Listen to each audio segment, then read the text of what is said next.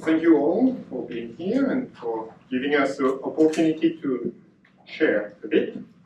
So as Naomi mentioned, I'm Michel Chambon from National University of Singapore. I'm a theologian and anthropologist.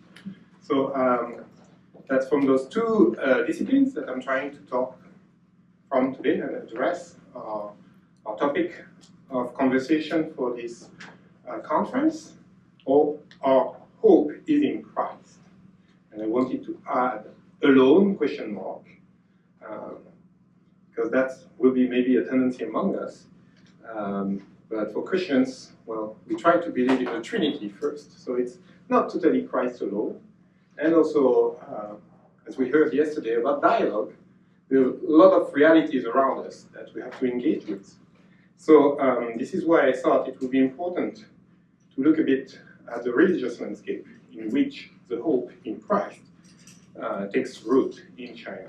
And I'm going to talk mostly from the southern perspective, which is quite different from the north, I believe. But I'm not Chinese and French, so thankfully we do have a number of Chinese people here in the room, so they will surely contribute to the conversation. Because what I try to describe is mostly from the south, and also my point is not to make big arguments, but to open conversation. So without further ado, so as a theologian, it's our duty to try to contemplate and rethink the body of Christ in the purely religious context of contemporary China. So I spent, just as a bit of background, I spent 3 years working for the Diocese of Hong Kong 21 years ago when I was young and French seminarian, where I learned Cantonese, and then I worked 2 years in Taiwan, where I did my master in theology about ghost, way to look at how Presbyterians and Catholics respond to this strong belief shared among all. And then I did a PhD in anthropology at Boston University and did research in Fujian. So you will see most of what I'm discussing today is from Fujian or also Guangdong. I'm a guy from the south, sort of. So then my book is Making Christ Present in China, Actor Network Theory and the Anthropology of Christianity, where it's a more theoretical discussion of how do we theorize Christianity in relationship, of course, to its environment, and not something as something flying in the sky alone, but in the complexity of and the richness of the Chinese tapestry.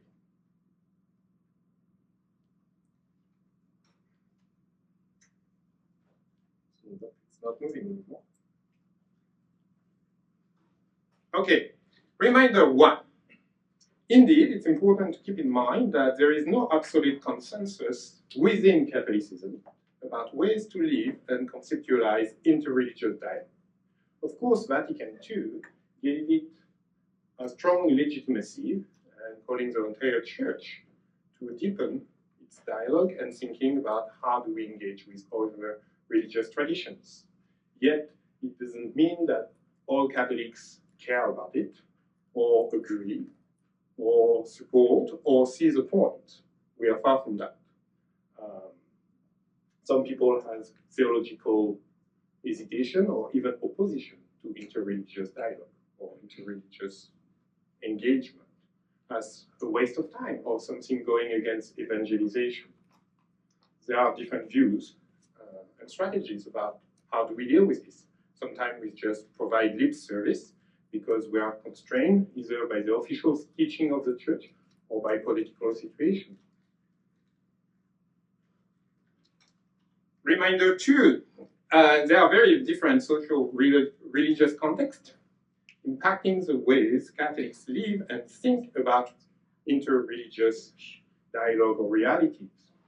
Whether you are in France or in India, you may have different views about what shall we do with those alternative religious traditions that we live with.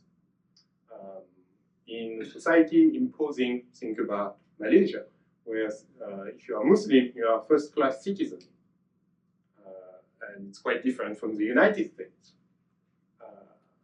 So before conceptualizing how the Catholic Church sees interreligious dialogue, we can't forget the huge diversity of realities that we are dealing with. And I think that helps a lot to approach China with a drop of cautiousness, let's say.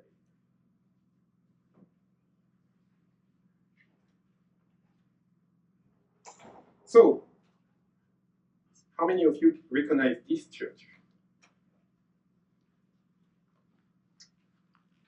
This is a church where the Chinese rights controversy started. So it's an important one. In the village of Muyang, north of Fujian. I did my fieldwork not very far from there. And so anyway, China has a very long history, and the church in China as well. As you know, we have multiple ways of evangelization, at least before the 9th century. Once we got another wave in the 13th century, and then we got the famous Jesuit adventure. So at least those three ways, and all of them encounter very different religious landscape and religious policy. We believe today that the first wave disappeared while the state launched a very strong anti-Buddhist repression.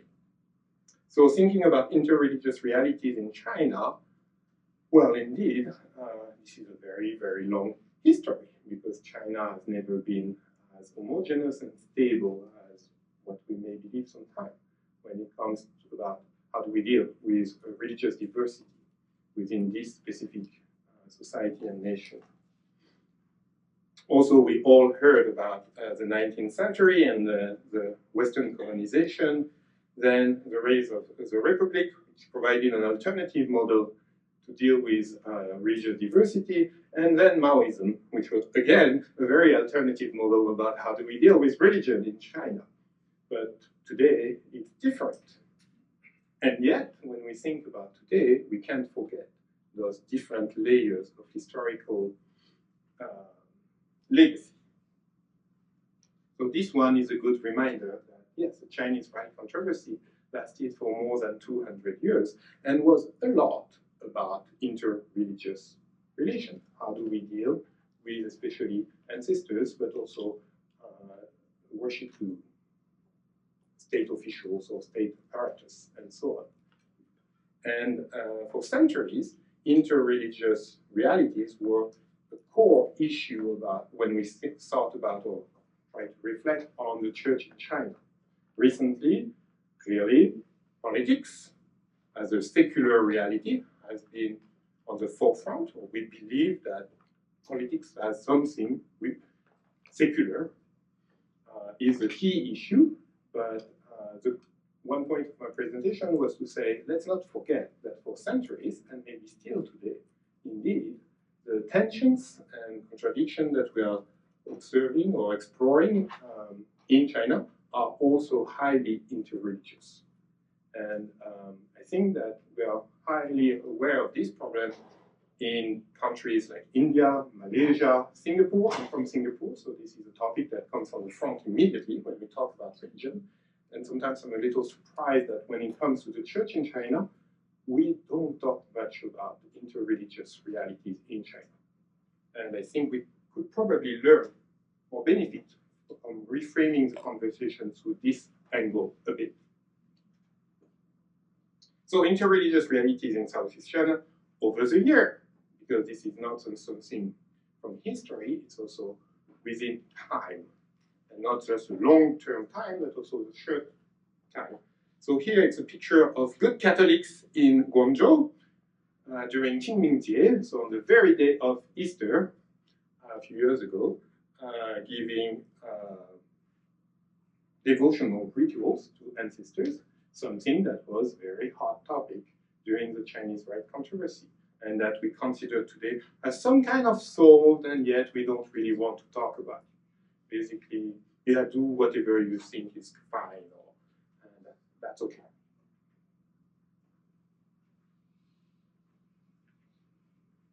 So yes, interreligious realities, it's not just a conceptual debate, but it's also something in every month of the year. For all of us who have spent time in China, you know, when you're there in or Taiwan or Hong Kong, in August, this is a very specific month, or the 8th month of the lunar calendar. It makes interreligious dialogue very specific if you go there. Or when you go to a Catholic parish in November, you feel like, there is some specific flavor here. What's going on? And it's indeed highly interreligious. With also, we can come to that later. So after time, I try to be an anthropologist here. So let's come to space and speed up a bit. Here it's a village ethnography an ethnography that I studied.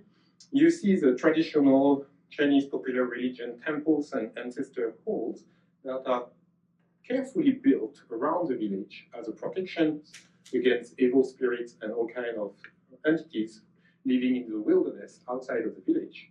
And you see two kinds of Christian traditions, or two kinds of Christian responses to this religious landscape. You have two Protestant churches in the center of the village who refuse to align with the old Chinese popular approach that all the gods unite together to protect the human beings against the evil spirits. And you have the Catholic Church, who is among the ancestor hall that went for an alternative tradition, that is, let's unite with the traditional Chinese popular religion and protect the living being against the evil spirits. So you see in one single village, two Christian response about how do we deal with Chinese popular religion. But today, most of the time, because of urbanization and all kinds of reasons, indeed the Catholic Church followed what we see in this case, the Protestant response that, yes, the church should be at the heart of the village and not on the border. There are all kinds of reasons why, in this case, it was at the border.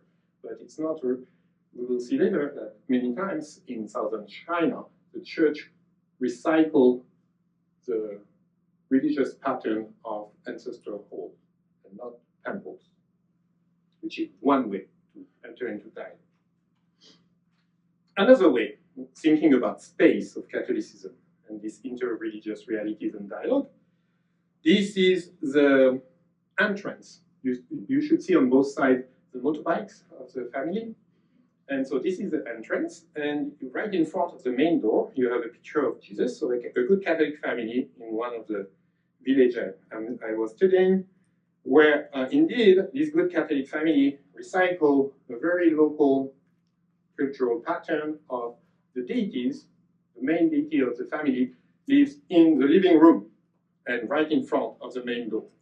And this living room is not strictly private. The front door is always open. And I did a whole research on the spring couplets, the Tuelian, and clearly there is a construction of a semi-private public space where the living and the dead are all there together. So there is traditionally somewhere to offer incense to the ancestors of the family. You have a picture of the main deity, in this case, Christ. And you have where you serve the tea or something to anyone passing by. So in this case, you see how the Catholics embrace the broader cultural pattern that is highly religious about how we have the living and the dead, the divine and the humans living together.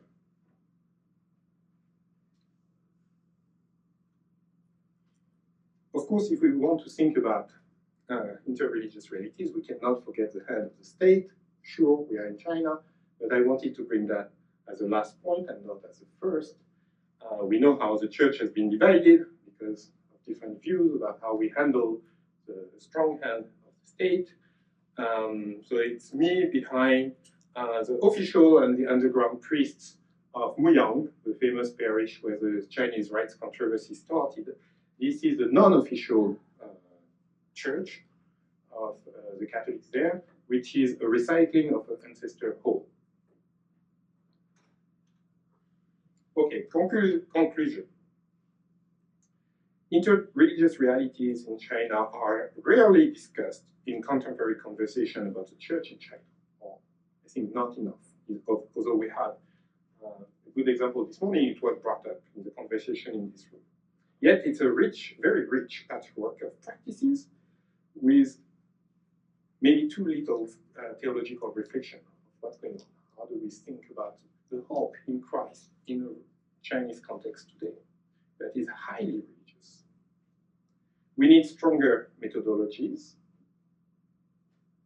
and theories to discuss the hope in Christ in a pure religious China.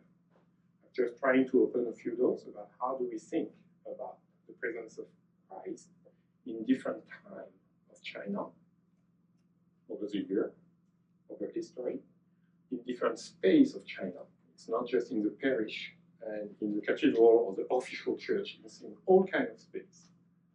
And these interreligious realities are still something to explore and discuss if we want to explain a little more what is our hope in Christ. Thank you very much. Good afternoon, Professor Thurston, co-presenters of this session, and distinguished attendees. I'm honored and excited to be at this conference with those that I have met before, those whose books I had read but had been looking forward to meeting in person, and those who I'm so happy to get to know during this conference.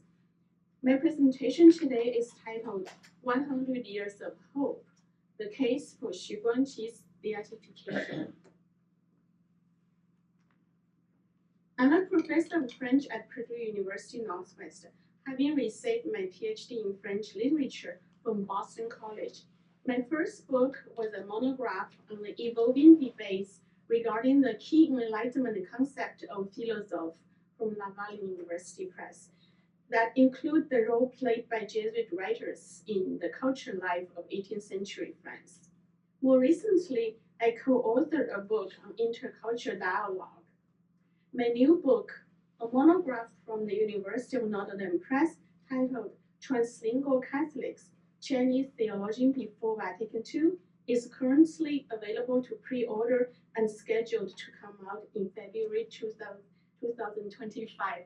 I have placed some flyers that the press has given to me on the table. Feel free to take one, and if you ran out of copy, you can just take a picture. And on the press's website, you can also read an excerpt of my first chapter.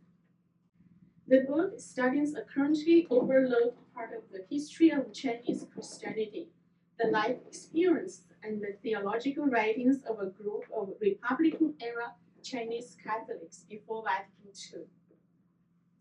II. And those translingual Chinese Catholics were actively inscribed in various intersecting global Catholic networks and participated in the elaboration of Catholic theology in the decades before Vatican II.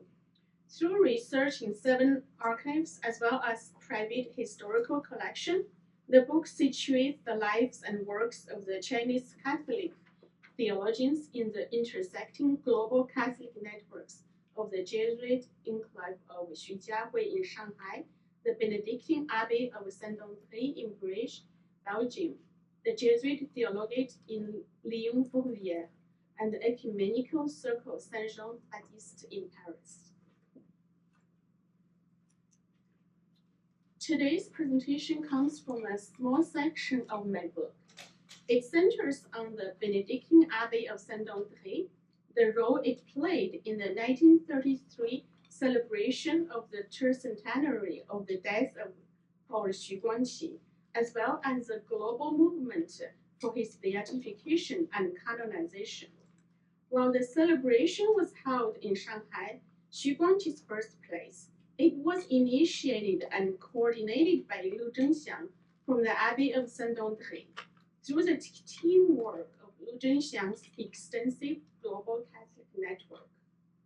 The idea of celebrating the tercentenary of the death of Xu Guangqi and the petitioning for his beatification likely came from Ma Xiangbo, who as early as 1918 lamented that after 300 to 400 years of evangelization, there had been no saints in China other than the martyrs, and blamed suspicion and pride related to race for this abnormality.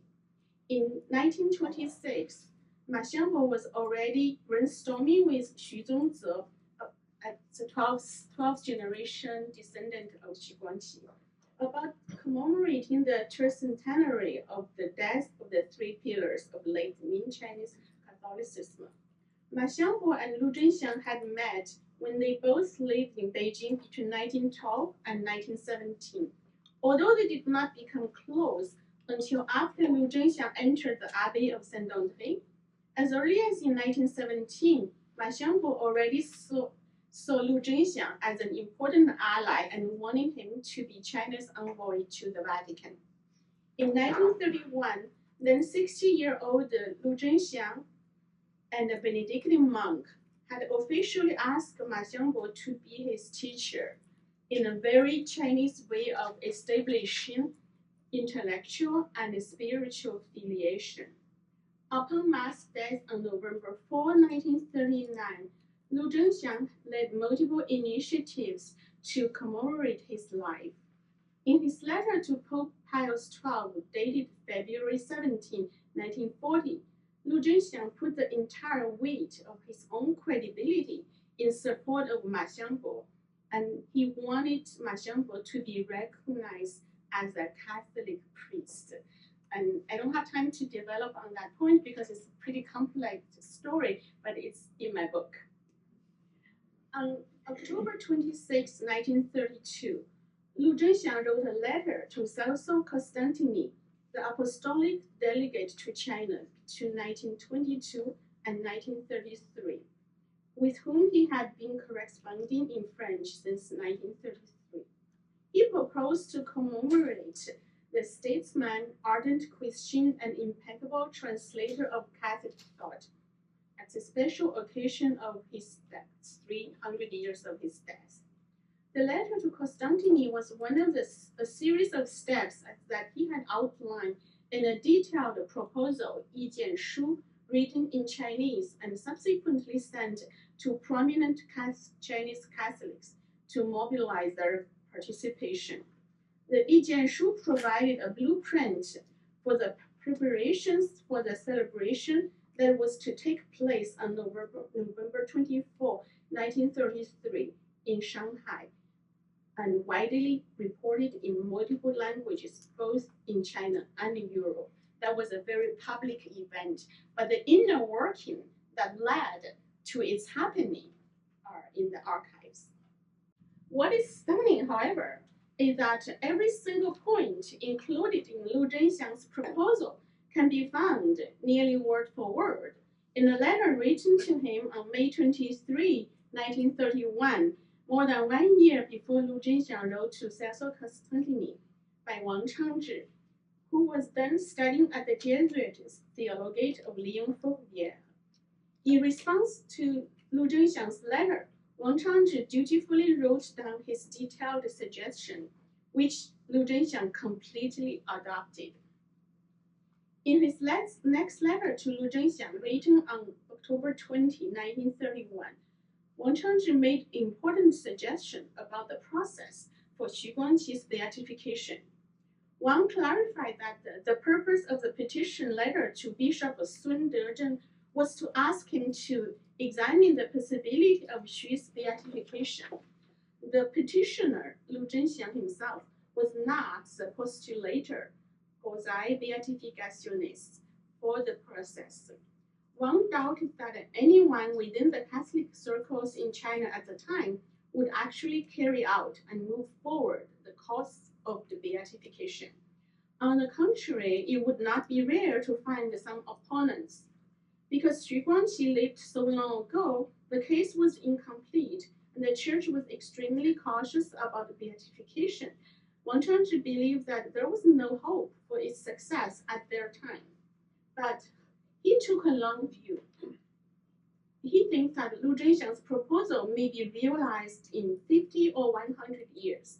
He was therefore making preparation for a grandiose project to be realized in 100 years, 百年大计. Wang Changzhi predicted that the call for Xu's beatification would not have any direct result, but its indirect impact would be multifold. The various publications would draw wide attention in China and elsewhere. Globally, it would win credit for Chinese Catholicism. Inside China, it would give encouragement to young Catholics. One specifically advised not to make the process contingent on the support of Bishop Zeng or any other bishops in China, or elsewhere, because it was difficult to predict their sentiment. The best way was, according to him, was for Lu Zhenxiang to take the initiative himself. First contacting Celso Costantini, and second, those bishops that Lu himself knew well. The proposal itself should be published in various Catholic journals and newspapers so that it would not be buried in the paperwork. Publications in French should be sent to the Pope, and the Cardinal Bishop of the Propaganda Fide suggested one.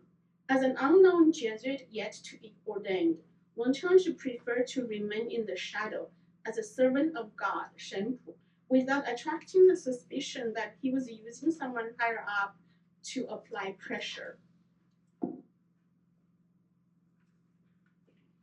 Despite those concerted efforts worldwide, the case for Xu's beatification did not succeed, as predicted by the visionary Wang Changzhi.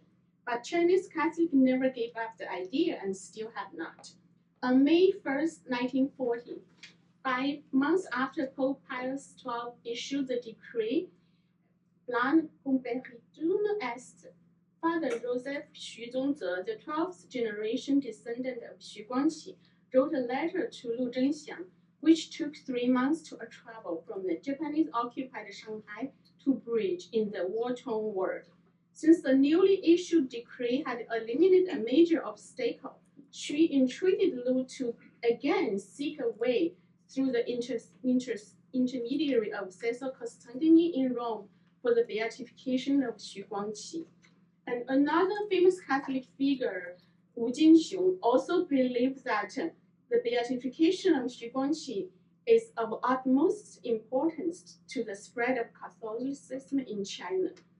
Another interesting idea came from Louis Wei Qinxin, and he is not a well-known person in Chinese Catholicism. However, he was, I think, at least one of the first to suggest that to beatify Mediorici and Xu Guangqi together. So I'm going to skip since I'm running out of time. But I have a chart here that shows the relationship among different people from late Ming Chinese Catholics to Ma Xiangbo and Yin Lianzhi, and how they, from generations of Chinese Catholic, how they work and sought to beatify Xu Guangqi. And that's, I drew the chart, but I'm not really good at drawing chart, but I hope you can see who is related to who. The two-way arrow means they write to each other.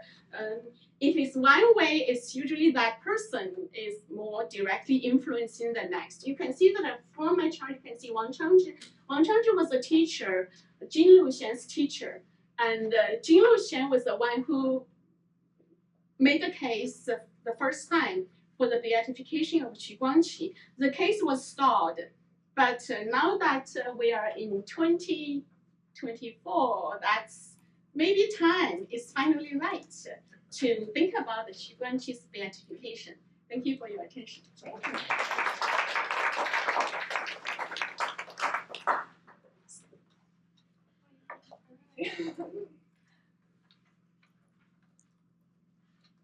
Wow, these presenters are so on time today. That's amazing. And I haven't, actually, in the interest of time, I haven't read out these amazing CVs. And please refer to your program so you can see the qualifications of each of the presenters. And next, I would like to invite Zeng. And she is not only a doctor of philosophy, but also a doctor of science. Her qualifications are many. And we're going to hear from her today on the topic of building intellectual friendship, engaging contemporary Confucian theory in harmony with Catholic social teaching. Thank you, Naomi. Thank you, everyone. Is the microphone okay? I don't have a PowerPoint. I'm just going to speak. First, how many of you need coffee right now? And second, this is a serious question, is how many of you have been engaged with education as a graduate student, as getting some degree from it, or a teacher? So please raise your hand. Great, thank God we have people understand my pain. Because what I want to talk about is a little gloomy in the beginning, but I want to frame the question very precisely in a way that it speaks to me as a second career intellectual, as well as someone as a faithful Christian. A little background for me. Yes, I have a doctorate degree in statistics. I worked in the financial market for 20 years. I finished as managing director of a major global firm, and then have a major spiritual conversion to Catholicism.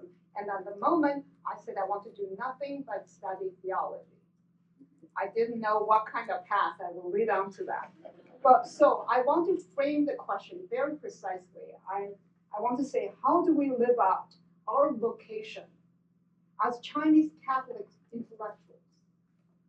And more specifically, how do we contribute to the mission of our hope in Christ in a world that's flooded with cultural wars, political divisions, and a mounting tension between China and the West? To put the picture a little gloomy for everyone in the room is this. The US side have two parties at each other's throat. The only one thing will bind them together to say yes, is China is our enemy. So I want to be very sure that I see my vocation as an intellectual, as a Catholic, is situated in the sign of time. This time is not great. Now I'm still going to continue a little gloomy, so you will see I take this seriously. That is, US Academy, for those of you who has raised hand, I hope you will at least see I'm not being disingenuous to say, it's a very problematic space. Because what it does is our intellectual posture as a scholar has been conflated by our political allegiances. In this way, I think a lot of the question I want to ask is, are you going to be a Christian first or a scholar first? Which one you hold the highest loyalty? Is your career, is your faith life? All of this we all have to think about. But let me talk about the vice, our pride. My specialty in my research is virtue ethics. So I pay a lot of attention to pride. The highest vice in the Catholic catalog is the vice of pride. And who is the personification? That's Lucifer. Lucifer is the smartest, most intelligent, demonic figures in the Paradise Lost. So the problem I have seen is inside of the academics, we are losing the sight of who we are and what we bring to the world as in hope in Christ. So that's the gloomy reflection on the existential side. I want to give you the thesis first, then I can relax and talk about it. So I think it's possible for us to engage with Confucian, especially New Confucianism, to think about the common good and their theory of harmony. The harmony in Confucianism is very sophisticated. It's not homogenization. It's not say, oh, yes, I agree with you no matter what you say. It's actually harmony in strife. The side of Catholic social teaching on common good is not an individualist pamphlet line of, say, human rights, all of that. It's much more communitarian, relational, and interpreted to different cultures. So I think these two can bring together, and I want to say this is sustainable, it's intellectually sound. But now I want to make 5 separate points really quickly, but on the existential side. I will not go into the philosophy of that. Afternoon, no coffee, bad thing. So I'm going to say this. So I want to make the first point. I think why friendship is more important than just dialogue. I know I will get angry with the presenters, but what I mean is the word dialogue is sometimes as equivalent to heated debate. Dialogue means I can hear you. If I hear you, I respond to you, and you do the same. So I think we need a stronger term of intellectual friendship to frame our relationship. If you're my friend, if I don't listen to you, you will cease to be my friend. I will lose my friendship. Because of that, I cannot just say, here's my thesis, I talk over it. So in this ground, I think I'm going to become very wary of the word debate and argument in my colloquiums because it goes nowhere. I say what I want to say, everybody say, oh yeah, good to you, or we're done. But I don't learn from them. The second one is the Confucian idea of friendship. The Confucian idea of friendship is called zhengyou, friend who struggle, friend who fight. I think with that, we have to see how they do this. They are a bunch of friends getting together with ample, copious wine and food, maybe some music. Then they get into rhapsodical argument. And then they go home, they become friends, they're still friends. I think that's the classic Platonic, symposium idea as well. I'm not saying the food here is great. Coffee is a little questionable. But I want to say within friendship, we have the willingness to be humble. We don't have to earn the points to argue. That's why I think it's so important. The second point is friendship is not a moral fiction of a mutual admiration club. We are not just say, oh, I like you because you always yes, and you give me all the accolades I need.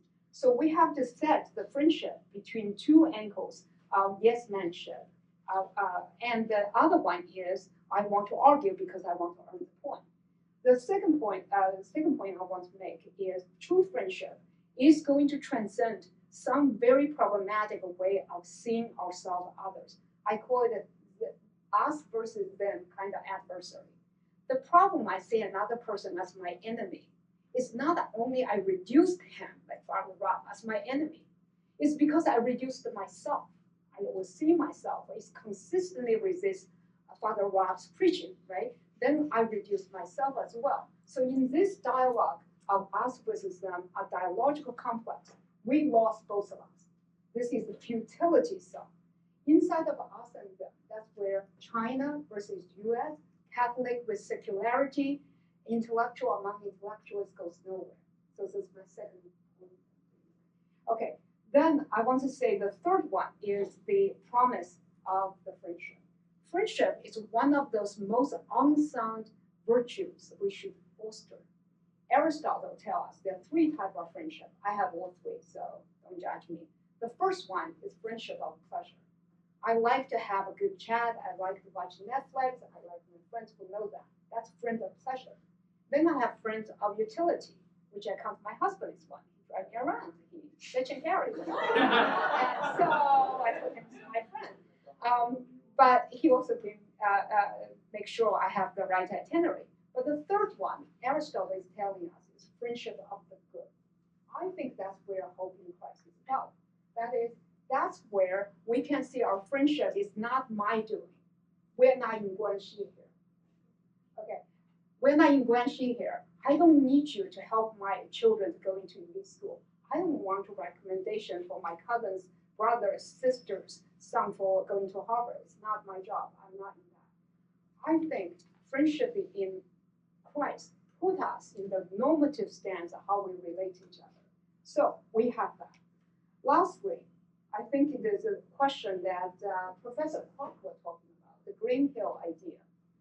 The harmony means we have to hold our self-restraint and allow others. That means I have a friend who has the most obnoxious idea pounded at me on the dinner table. Do I really tear him apart? No, I want to withhold my Green Hill with this person. I know he's a little drunk, too much coffee in the system. I still would take him. But I won't even tell him afterwards because I know with friends we have to accept that. So I think harmony in strife in the philosophical one is to say we don't have to oppose each other in every point like we're doing Olympic fencing exercise to see how many points we get. We actually know the relationship is the substantial good. So the last one here is this. The global common good is not to say we have to build this ideological structure, the government, we have to do some political system. Instead, what we need to do is, instead of what we do is to say the definition of global common good is creating the conditions and the means for human flourishing. It doesn't say we have to have this prescription of like stamps. I think that is our intellectual work. We should be allowed to speak. We should not allowed to be okay and happy and engaging with one another across different opinions. So with that, I think for this this conference for me is very important because inside in Christ, this hope is the hope for our friendship. I am sure I have offended some of you when I buy my lunch and coffee talks, but I hope to convey to you what I see my vocation as seriously, as someone in the middle with a luxury to talk, to debate for real, without having to cancel each other or label each other or take a dump on someone on Twitter. I hope we can, as these people, to do that and exemplify that. So with that, I thank you all for listening to my long presentation.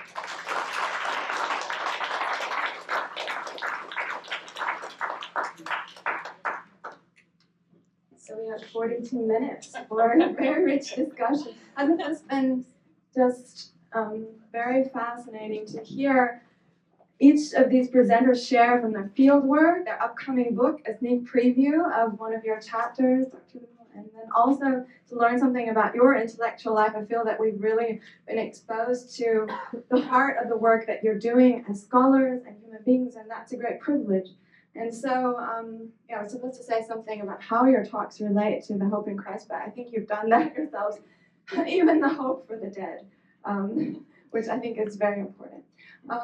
Yeah, so I'd like to open the floor for any questions, and we have one, Father Rob, and 2, 3 questions. All right, we'll just go in that order and continue. Yes, I want to thank the third speaker for expressing her views, and I think what she meant was each Christian has to be humble, has to be accepted, be like Christ.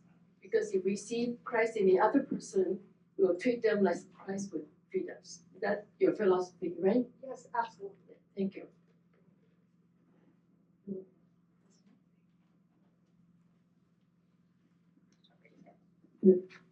I agree. These were 3 phenomenal presentations, all within the time which any of us who go to these conferences, that might be the most shocking thing we've ever seen in our lives. But and Rich, I have a question for you, Chi. The last point, in all the different aspects which are great, how does the technology of interaction shift many of these aspects which are verbal and person to person? So you mentioned the dumping of people on Twitter and things, but a lot of these dynamics are principles that are technologically driven, which maybe enrich the possibilities or engage the disaster that could be applied in all those ways about technology. Yes.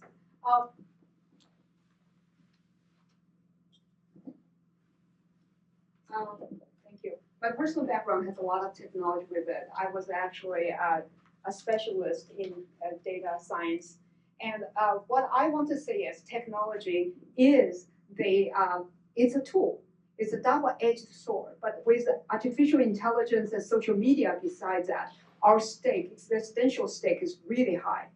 Last night, there was a question from someone who said about WeChat is flooded with, need to have more contents about social, Catholic social teaching and all of that. So I want to make only one point. I think technology is a location for us to show up, to have the hope. So if we engage in the ideological warfare, then we have to ask what kind of self we shown up. Instead, if we shown up in technology as a better person, the kind of person we hope to be, that's how showing up. So to answer your question, technology is simply a location for us to show up either in Christ or with Lucifer or with some other demon.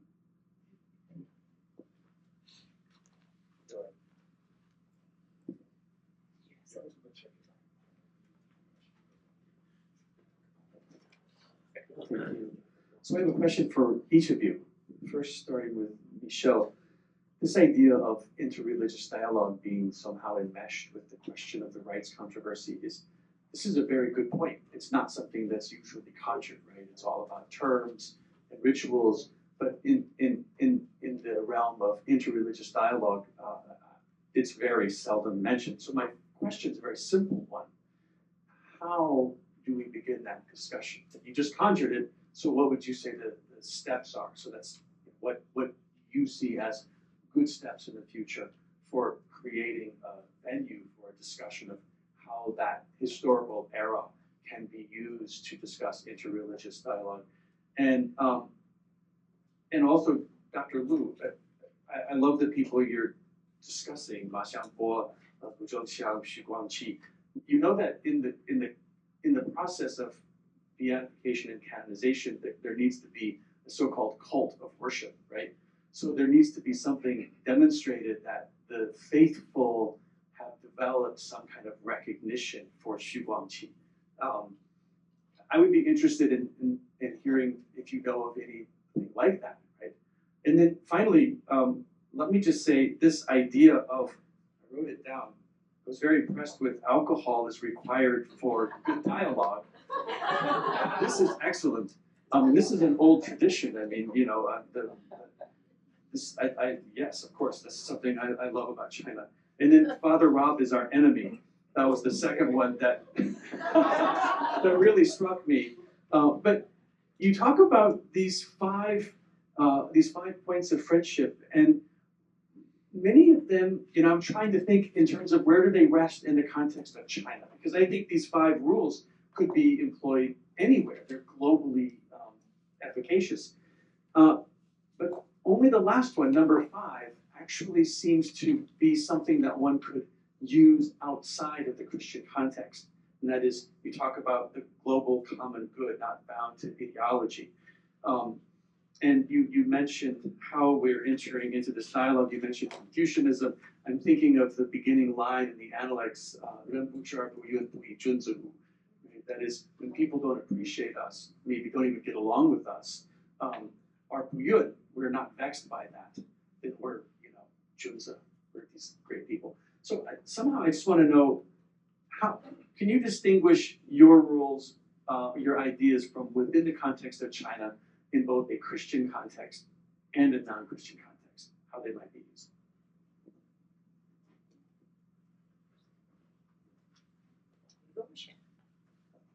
Okay, so to answer your question, I will start by criticizing my friend, my co-panelist. Friends now. Yes. Last year, the Vatican published Toward Full Presence. It was an official guideline for Catholics on how to deal with social media, social platform. They insist that it was the first document, but the document in many aspects was, so they use a parable of the Good Samaritan. And the core of the response was very close to what my dear friend just said. And so I published, I think I'm one of the very rare guys who published a response to this document. You can find it online, Toward Full Neoliberal Presence. That's my response, because I pointed how the Vatican, which is a paradox, was putting the moral responsibility on individual shoulders about how we engage with those Twitter, Facebook, and basically the Vatican was telling us, be a good person, and it will be all fine. And me as a theologian, I was like, come on, we're not paying you to give us a sermon like parish priests could do. We expect institutional response. It cannot just be individual responses and putting all the weight on individual shoulders. We need also institutional actions. Like in the diocese where I am today, I'm not going to talk which one, I saw very vicious action coordinated through Facebook, highly linked to the highest authority of the diocese to spread of all kind of dirty things. And that we should have canon law. allowing us to engage with those vicious actions, to say this is not okay. So the church as an institution should be a tool, an institutional tool to engage with those social values. So that's part of my response to both my friend and your question on how do we start the conversation, because I do think that the Chinese government, for instance, is starting the conversation by putting all the religious leaders of a prefecture, district, or more around the same table for those hours and hours of training on this and that, which is often painful for those priests and monks and Buddhist nuns and so on, but at least they spend time together. It might not be the most precious time that they have during the week or the month, but indeed that was part of I forgot to mention that, on how the state, the heavy hand of the state, one paradox is that it creates some kind of connection between religious leaders. As someone who, I love historians, but they get too much of the spotlight already. So I don't know, it's not my priority to bring back the Chinese rights controversy. I think when we talk about interreligious realities, there are a lot of things that we should discuss about what's going on today in China. And it will be very healthy to broaden the conversation. I hope it helps.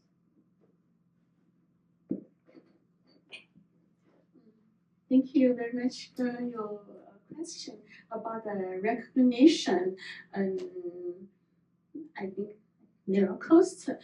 In the 1930s, when the movement for Xu Guangqi's beatification was started, there were, like in Catholic magazine like 圣教杂志, there were call for the faithful to pray to Xu Guangqi, and there are also reporting of miracles in 圣教杂志 that I read, and I also know that Lu Zhenxiang himself was at a different occasion and asking to pray for certain things, to pray to Xu Guangqi for instance, for the successful conclusion of the abbot's visit to China, for his pray for his safe return to the abbey, things like that.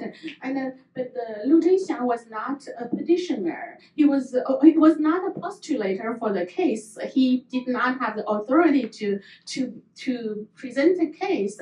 He was petitioning in basically asking different figures within the Catholic Church for creating the movement. The movement was not a case. The official case, which I did not have time to mention, is that it was started in 2011 by Shanghai's Bishop Jin Luxian, a figure that I think a lot of people in the audience knew about, and he was the one who started presenting the case, set the case in motion. That was 2011. We all know what happened afterwards, so I will not get back to it. But on the other hand, so how does Jin Luxian relate to Wang Changzhi? That Jin Luxian was Wang Changzhi's student, and he's way more well known than Wang Changzhi, his teacher, but he talked about him a lot, especially in his memoir and also in his interview with his French biographer. And so if you read those, you see how highly he thought of Wang Changzhi.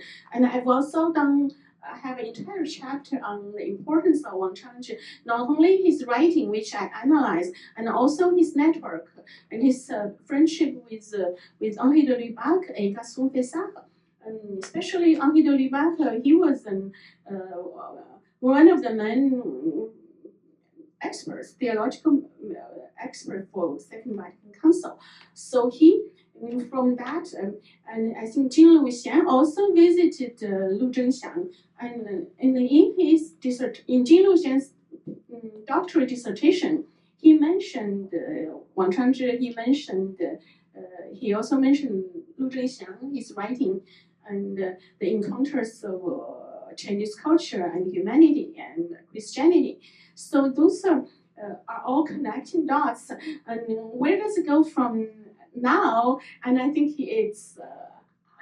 As a historian, I present some historical events, and obviously it's a case for the beatification comes from the church within itself. Perhaps the starting point is the Shanghai diocese.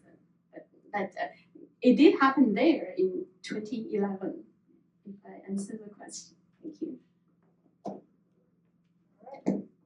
So Professor Clark, you're talking about the alcohol. My liquid of courage is coffee, so thank you very much. Coffee and wine, both of that. But you asked actually a very analytical question, if I understand right. You say you give me 5 criteria. How do you apply them differently in Christian context versus non-Christian context? Excellent question. I know I didn't get you as my advisor. You're going to tank my dissertation. But here's what I think. Christian tradition has a long-standing intellectual tradition, which make it an edifice with a plausibility structure. Inside of this, it's like I have a house called Christianity. I know we should have a rule of, what's it called, modus vivendi. We know how to live. So inside of the structure, I think we should be more forthright, more honest in engaging in friendship, friends who fight. Because that's an even common ground. We all do this, not for our individual glory, but for the glory of God. So that should give us a structure of both a sharpness, generosity, and disappointedness. In non-Christians, I'm very aware we all carry into the world with our perspectives and our way of life, our philosophy of life.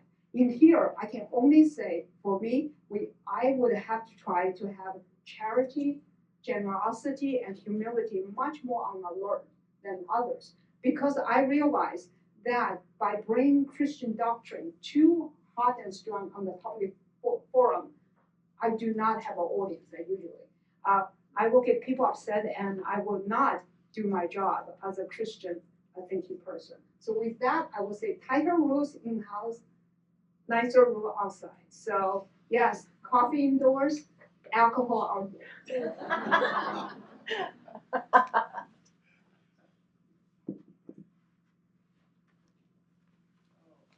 Thank you so much for running around and doing this. Hey, don't have to go to the gym. Okay. I'm Carolyn Wu, and I've really enjoyed this particular session. Each of the panelists really added a lot. I have comments, not so much questions for each of you. The first thing I want to talk about is alcohol. And I want to share with you 2 things now that could go into the anthology. Father Ted Hesburgh was the president of Notre Dame and really a lion in the civil rights movement. He really was. He was on the commission for the civil rights when they were drafting the Civil Rights Act. And he was dealing with people who just could not agree with each other. And they had very, very strong opinions, you could imagine, from the South and the North. And there was one time they were not allowed shelter in a particular hotel because there was a black member of the commission.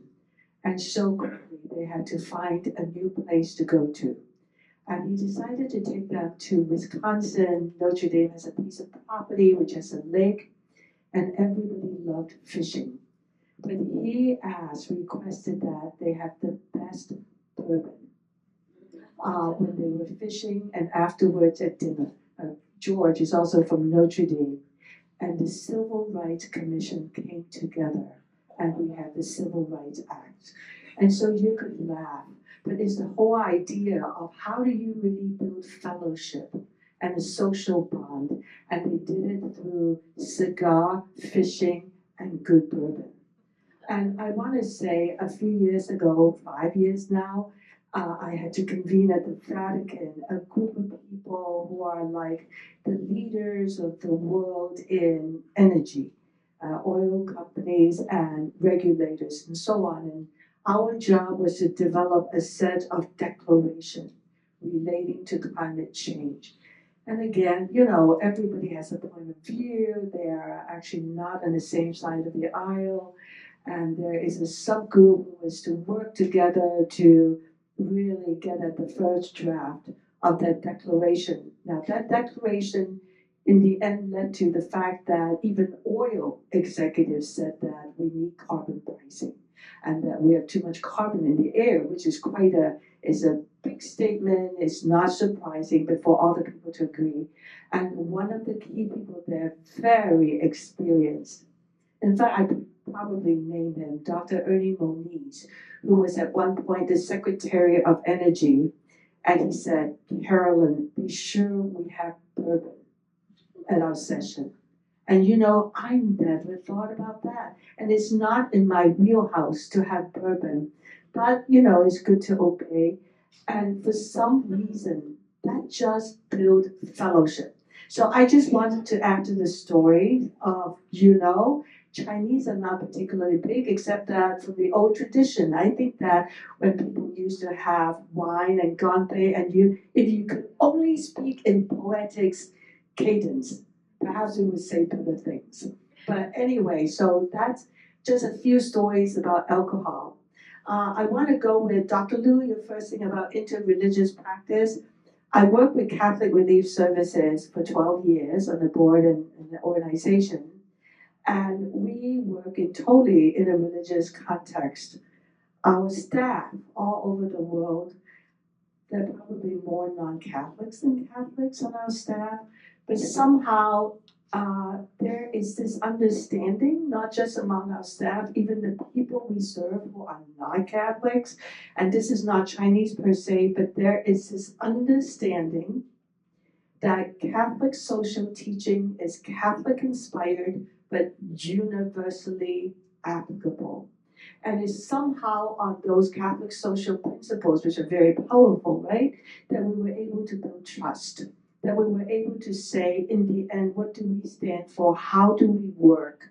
What does solidarity look like? What does subsidiarity look like? And that is not just for Catholics. So I think when we could get to the point, not so much our various practices and so on, but I think sometimes in terms of principles that become actually operating principles that we adhere to and really implement could also become, I think, that platform of trust.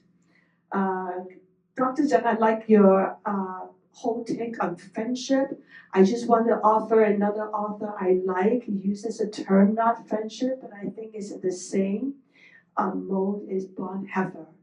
Bonhoeffer wrote about engagement, which is one of the most favorite words of Pope Francis in his early years, engagement. And Bonhoeffer said there are 5 elements to engagement. One is to behold the person. You have to look at the person. You have to see the story in the face. The second one is you have to listen. The third is that you have to share. But the fourth thing he said is not enough to be with each other. You have to be for each other.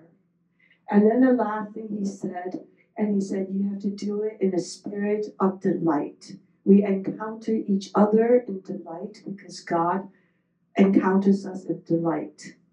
And finally, I just want to say, Dr. Liu, your thing on Su Guanqi is really about, and Matteo Ricci, is about friendship, right? I mean, we go back to friendship.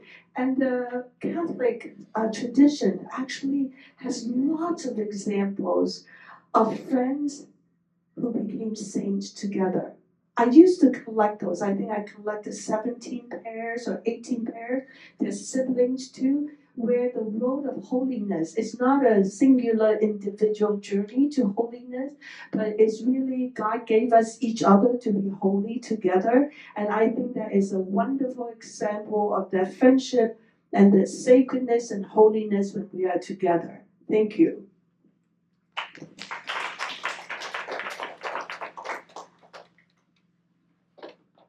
Any responses?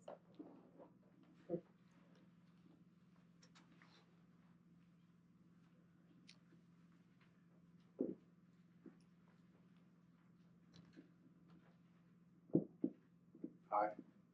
Tim Schulte. I have two quick questions. One is for Michel. I know there's a long answer to this, but just for my own curiosity, is there any overlap between the teachings of Christ and the teachings of Confucius? And my other question is for Jin Lu. The proposed saint you spoke of, I think it's Shi Guanxi. What did that person do to be nominated to be a saint? Like, can you tell us anything about the life of that person? And also, are there any Chinese saints?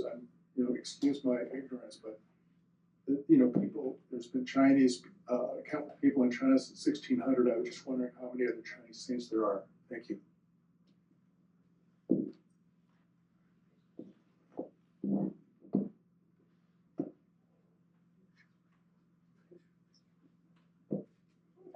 I think she should respond, because yes, I do believe there are overlaps, and I just know that the Vatican will release next year the Christian Confucian the guidelines for Christian Confucian dialogues, and hopefully we will do it in Singapore, but we don't know yet. Oh, thank you. My research in New Confucianism is promising a more interesting dialogue. New Confucianism, developed in the Harvard University by two women, has built up a bridge with Western values such as democracy and individual freedom. So there is something very updated about this. But also because they developed in the Protestant kind of milieu in Harvard, I was thinking maybe we can bring that and reframe this into a more direct dialogue between a contemporary version of Confucianism with contemporary Catholic, Chinese Catholic milieu. But that I'm speaking out of terms. Okay, I'm going to first respond about Shi Guanqi, and also just after that, I also want to say a few words about Confucianism, because it's one of the major points that those theologians that I study in my book, they were studying. That was pre-Vatican II. So in the first part of the 20th century, that was at the time their views were groundbreaking, and as of now, I would say that talking about the rooting Christianity in local culture is no longer a groundbreaking idea. Of course, that takes many people to actually practice that. I don't know if the mic is working. Okay, so back to Shi Guanqi, and I think a lot of people know him, so I don't want to take too much of everyone's time to go over his. But to summarize that succinctly, he was a Catholic convert, and one of the most well-known Chinese converts, and he was a collaborator of Mario Ricci, to the point that a friend of mine, a renowned sinologist and French Jesuit, Benoit Vermondet, years ago, he said something, I just want to quote him, I think that will get me off the hook too. And so he said, without Shi Guanqi, there wouldn't be Mario Ricci. 没有Shi Guanqi就没有利玛窦. I think I hope that I get myself off the hook by using this quote. And for Confucianism, I think if you study one of the authors I studied, Lu Zhengxiang, he was a great proponent of Confucianism, how Confucianism prepared him for Catholicism. And it's not about finding how those two things are similar. It's really about how the very idea of enculturation, and from what I understand, is that Christianity, when it spread to China, when Confucianism was the culture of the people, and it needs to root itself in that culture, provided that the elements of the culture are not contrary to the gospel message. And from that perspective, you can find a lot of ideas in Confucianism that can be compatible to Christianity. And one of the ideas that I'm just quoting theologians because I'm not a theologian myself, but I read their writing, is that the filial piety, the idea of filial piety, can be very well compatible with its preparation to love of Christ and the Christ's love for God the Father.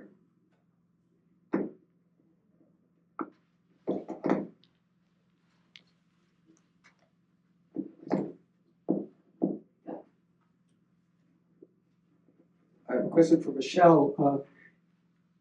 In 2019, well, 2008, I was up in Yan'an, where the Long March ended. And one of the churches there was the Catholic Church operated by the Franciscans. And it was taken over by Mao and made into a school for training. And one of the pastor's priests who was there, as part of the first reporter group, said the last Catholic Mass in that church in 1945 when he met Mao. When I went there to Yan'an in 2008, it was under construction. It still was a Western church in architecture. And then what happened was they made it now into a pilgrimage site, because I was there in 2019 to give a lecture to Xinhua news agency people. And they took the bus tour. And so that Catholic Church as an edifice is now a sacred site operated as a state building. And in Chengdu, in different parts of Chengdu last month when I was in Chengdu, I've noticed this now in a couple different places. And this is my question to you. The architecture, which is Western, and Professor Clark has written on this a lot, architecture which is Western has sustained itself through the many difficult trials of the 20th century. And the Chinese government is using it and showing it as sacred sites or government sites, or would it be interreligious dialogue or another term? Is the government using these sacred sites as another functional message to do what? So in the presentation we saw in the previous panel in this room, they said these churches are becoming registered sites with cultural preservation status within communist society. And I'm wondering, does that fit into any sense of interreligious space and structure as you've gone, and looked at your field work?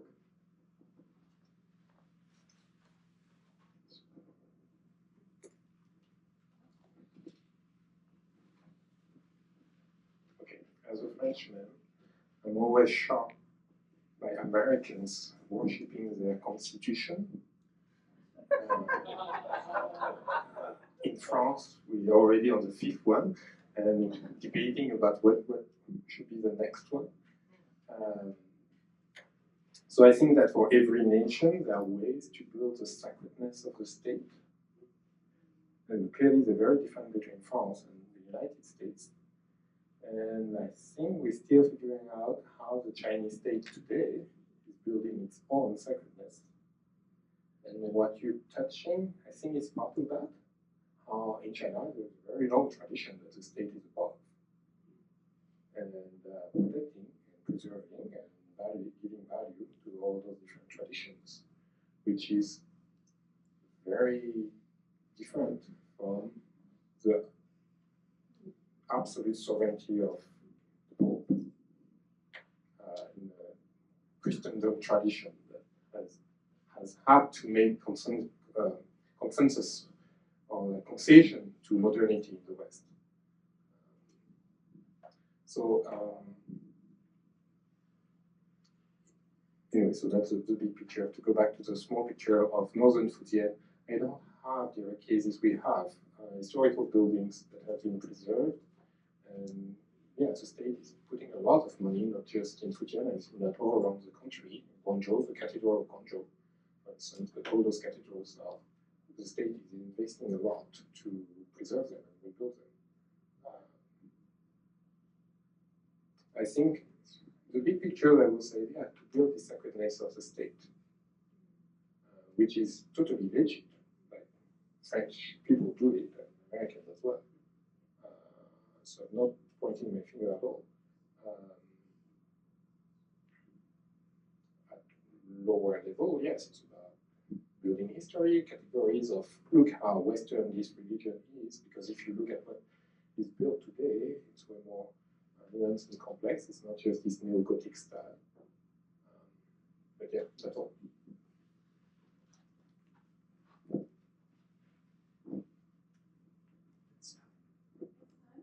One more question?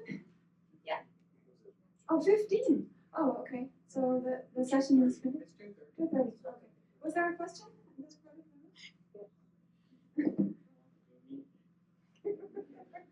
Thank you. We talk about the Chinese culture and the Christian life. So usually we talk Chinese culture, Confucius, but actually we have another one, Taoism, Yes. Laozi. That one more close to the Bible value. So, like we know we try to understand Jesus. Jesus is the way, the life, the truth. But we don't know Jesus because Jesus is God. We cannot truly, fully understand Jesus. So from the Taoism laws, the Tao Te Ching is also tell us the way cannot be spoken of, but way can be spoken of, but it's not the way. If we know the way, if we know the God is not God. Yeah, that's from that book, the Tao Te Ching. So sometimes if you teach like we compare the Chinese culture, also we should think about this one, the Tao Te Ching. Yeah, that's my recommendation. Thank you. Yeah, I want to respond to that. Okay. Yeah, if anybody needs to leave, yeah, but the session ends at 2:30, according to the program. 2:45, the next session is going to start. Yeah. Okay. Yes. Okay. 刀刻道非称道，名可命。 Just very quickly, because I totally agree with you. The Chinese theologians that I study in my book, and Lu Junxiang was more focused on Confucianism. That was how he grew up. But other theologians like Wu Jinxiong, Huang Jiacheng, and they are very focused on Taoism. Taoism was included in what they say about the Chinese culture. And also even Zhuangzi, Wang Changzhi also spent a lot of time including Zhuangzi in his reflection. And yeah, it was just... There, absolutely agree with you. I think the Taoism put the religiosity into the Confucianism, starting with the Neo-Confucianism in the around the 8th to 16th century. So the way we think about God cannot be an object. It has to be negative. God has to remain as a mystery, and my path to the Tao has to be different from others. All of this is giving us an opportunity to find our own way. I totally agree with you. That's all. I think we have time for one last question. 5 minutes. Yes.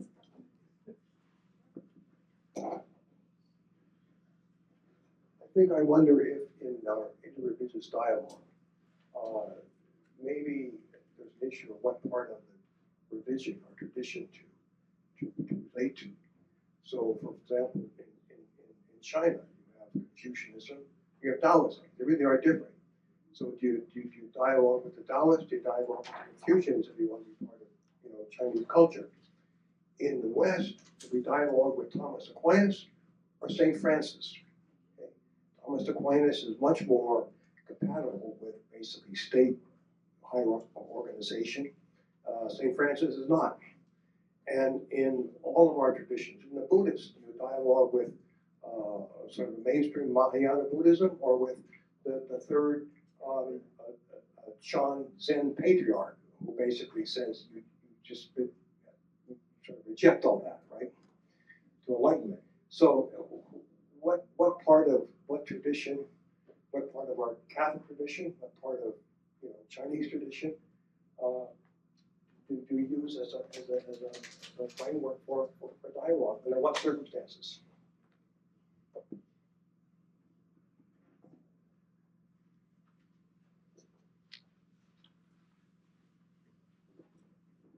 So I think I got in trouble in theology because I have a strong ethnographic tendency. And I remember teasing some colleagues saying, I've never met Christianity in the street, I meet people. And I think to answer your question, that what should be our starting point? People, which is not an easy answer because people are really exhausting and annoying and full of contradictions and conflicts, friendly conflicts. But that's I try, and it requires a lot of discipline that I don't obviously have. But it should be people, I think, because I've seen a lot of this interreligious dialogue where we see this idol of Christianity and this idol of Taoism talking to each other.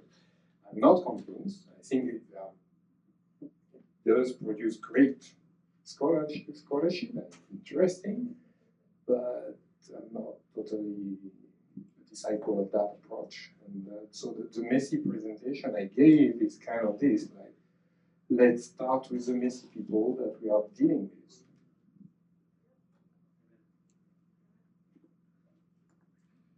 Yes, thank you. Let's give it